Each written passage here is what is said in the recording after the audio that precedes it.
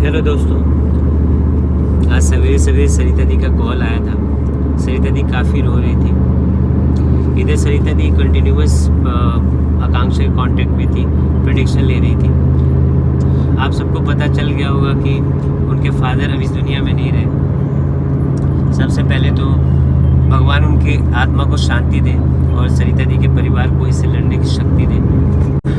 आकांक्षा ने सरिता दी को ये प्रेडिक्ट किया था कि 9-10 दिन काफ़ी डेंजरस रहने वाले हैं और जिसका डर था वही हुआ। आकांक्षा बहुत ही बेचैन हो गई और कहने लगी मुझे जल्द से जल्द वहाँ पहुँचना है। हमने सारी अपॉइंटमेंट्स कैंसिल करी और 4:30 बजे करीब घर से निकल गए। पहली बार हम बाई रोड नोखा जा रहे थे, इसलिए हमने लोकेशन डायरेक्ट मैप पे डाल दिया और मैप हमें किसी गाँव के रास्ते से नोखा लेके जाने लगा। जैसे जैसे हम आगे बढ़ने लगे अंधेरा होने लगा। वो रास्ता हमें सुनसान, अंधेरा, अनसेफ सा फील होने लगा और हम थोड़ा डर से गए। हमारे साथ पूरा परिवार ही था, दोनों बेटियां हमारे साथ ही थी। रोक के कुछ लोगों से बात करी, गांव वाले थे वहाँ पे कुछ, तो उनसे पता चला कि रास्ता आगे और भी ख़राब हो सकता है।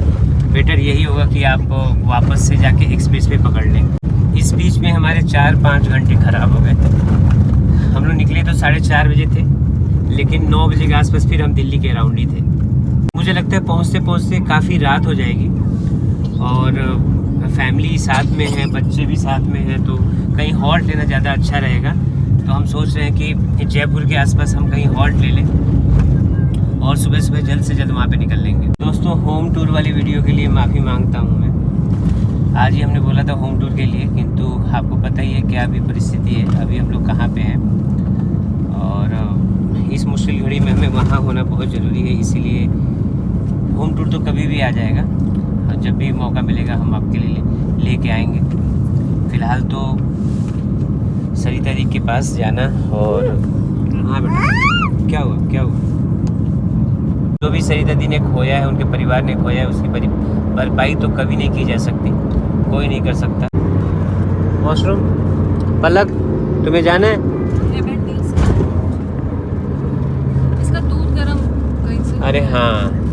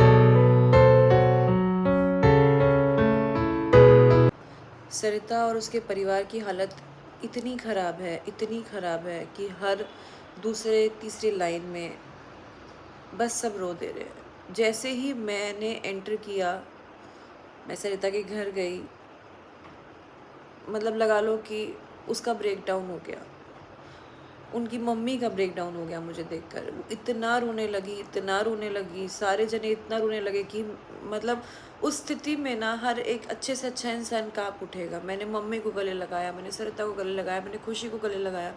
मुझे नहीं समझ में आ रहा था कि मैं किसका दर्द देखूं, किसको सुनूं, लेकिन सबसे ज़्यादा अगर मुझे दुख हो रहा था तो मुझे मम्मी के लिए हो रहा था। मुझे बहुत दुख हो रहा था। मम्मी बहुत रो रही थी। उनका पूरा होठ ना यहाँ से सूख चुका था, पूरा यहाँ इतना एरिया पूरा अलग ही दिख रहा था। बहुत रो रही थी। जीवन साथी, कहते हैं ना जीवन साथी, जीवन का साथी। जब जीवन का साथी आपका हाथ छोड़ जाए तो आप जीवन जीने की उम्मीद छोड़ देते हो। एक बार को बाकी लोग फिर भी अपनी फैमिली में बिजी हो जाएंगे, लेकिन जो लाइफ पार्टनर होता है ना, उसके लिए बहुत टफ होता है, बहुत टफ होता है। वो माहौल देख के,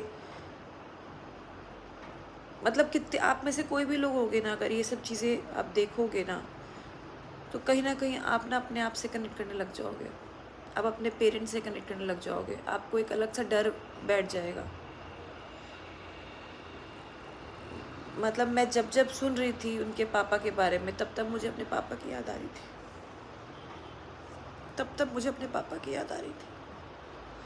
ईजी नहीं है, बहुत डिफ़िकल्ट है। बेटियां बाप से बहुत कनेक्टेड होती है, बहुत ज़्यादा कनेक्टेड होती हैं।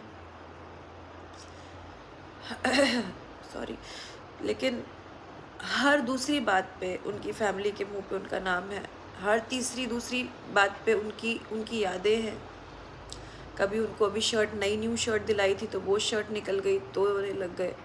फ़ोटोज़ देख के, वीडियोज़ देख के, शायद उनके जाने से पहले की भी कुछ वीडियोज़ है जिसमें वो बिल्कुल ठीक थे, क्योंकि जहाँ तक मेरे को नॉलेज में है कि उनकी रिपोर्ट्स बिल्कुल नॉर्मल थी।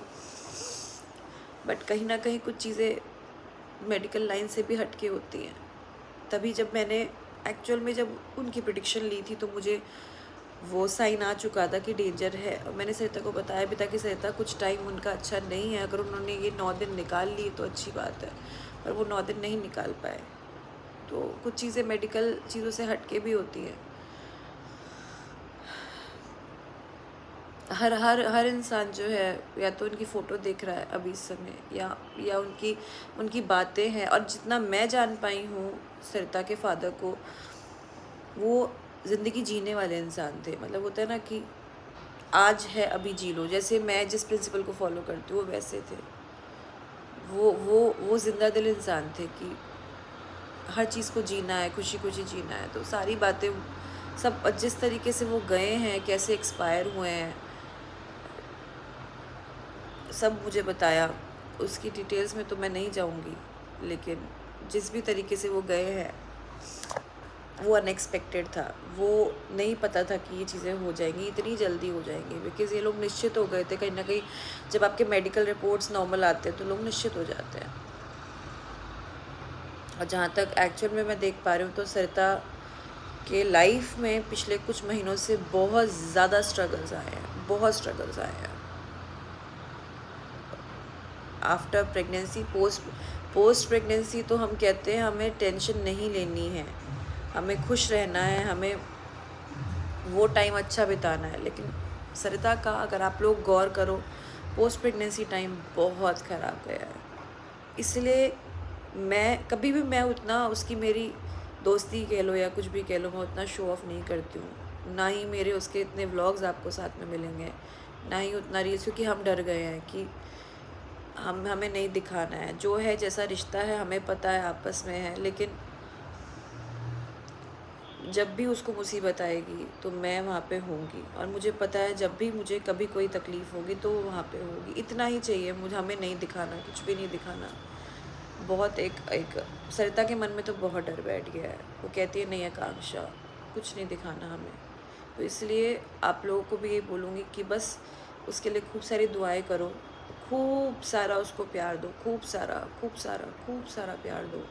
आप लोग जितना प्यार दोगे उतना उसके लिए लाइफ आसान होगी। उसको ही नहीं, उनकी मम्मी को भी खूब सारा प्यार दो।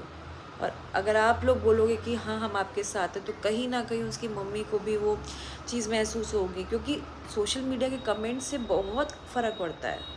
हर कोई इंसान उतना स्ट्रांग नहीं होता है, नहीं होता है। आप लोगों के कमेंट्स से बहुत फ़र्क पड़ता है। आप लोग ऑडियंस हो, आप लोग फैमिली हो, आप लोग यूट्यूब फैमिली हो, इंस्टा फैमिली हो, बहुत फ़र्क पड़ता है। I am so sorry, I am really sorry. मैं ऐसे नहीं इमोशनल होती हूँ, बट मैं बहुत कुछ चीज़ें इमेजिन कर ले रही हूँ। तो आप लोगों को भी बोलूँगी, आपकी फैमिली में भी अगर ऐसा कुछ भी है, साथ रहो, माँ बाप को मानो, माँ बाप को बहुत प्यार दो, साथ में रहो, टाइम स्पेंड करो, वीकेंड पे जाओ, है ना।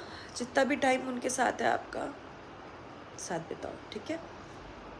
अभी हम लोग यहाँ से दिल्ली के लिए निकलेंगे, रास्ता बहुत लंबा है। देखते हैं। और I am really sorry, appointments आप लोगों की मैं नहीं ले पाई यहाँ से, आई एम रियली सॉरी, क्योंकि अभी हम लोग का आधा टाइम ट्रैवल में चला गया है, आधा टाइम यहाँ पे हम लोग थे, अभी फिर से आधा टाइम हमारे ट्रैवल में चला जाएगा। रिज्यूम होंगी सारी अपॉइंटमेंट्स कल से, तो आप लोगों के कॉन्टीन्यूस कॉल्स आ रहे हैं उस नंबर पे, मेरे पास मैसेज पहुंचा है, तो मैंने सोचा मैं आपको बता दूं। अपॉइंटमेंट्स रिज्यूम होंगी कल से, जिनको भी अपॉइंटमेंट्स चाहिए एस्ट्रोलॉजिकल पॉइंट ऑफ व्यू से, कुंडली दिखवानी है, जो भी है वो आप कल से आप मैसेज करना, या आज मैसेज करोगे तो आपको कल की अपॉइंटमेंट मिल जाएगी। मेरे ख्याल से शायद कल के स्लॉट्स बुकड है, कल की तो परसों की मिल जाएगी, ठीक है। तो बस अब यहाँ से निकलते हैं। थोड़ा सा कृषा भी एक्चुअली ट्रैवल में थोड़ा, वो भी थोड़ा चिड़चिड़ी हो गई है। मिलेंगे अब से अगली वीडियो में। Take care, bye bye.